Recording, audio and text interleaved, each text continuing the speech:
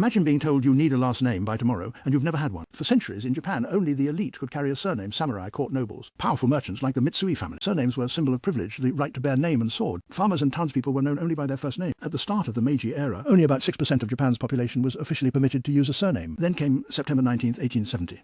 The Meiji government issued a revolutionary decree. For the first time, commoners were permitted to adopt surnames. The idea came from a reformer named Hosokawa Junjiro. He argued it was oppressive, that commoners, despite having equal natural rights, were denied something as basic as a full name. The government had another motive. It needed to track every citizen for taxes, for conscription, for building a modern state. A name was the first step, but almost no one registered. People were suspicious. Some feared it was a trick to raise their taxes. After 5 years, millions still had no surname. So on February 13, 1875, the government dropped the request and made it a command. The mandatory surname adoption order, every person in Japan must now have a surname. No exceptions. And that is when the chaos began. Millions of people needed names they had never used. Some asked temple priests to choose for them. Others turned to village officials who sometimes just made names up on the spot. One man asked for something appropriate, so the official wrote down tekito, the Japanese word for appropriate. Another man said, same as the person before me. He was registered as sado, meaning same as left. A skilled eel catcher became unagi. A quarrelling couple, hoping to save their marriage, chose enman, meaning harmony. Two tenants who forgot the name they were assigned both ended up registered as futari, meaning two people. Illiterate officials miswrote characters, spawning dozens of variations of a single name, and one theory says surnames like Sato and Suzuki became so common simply because they were listed as examples and people just picked them. Before this decree, Japan had roughly 30,000 surnames. Today, there are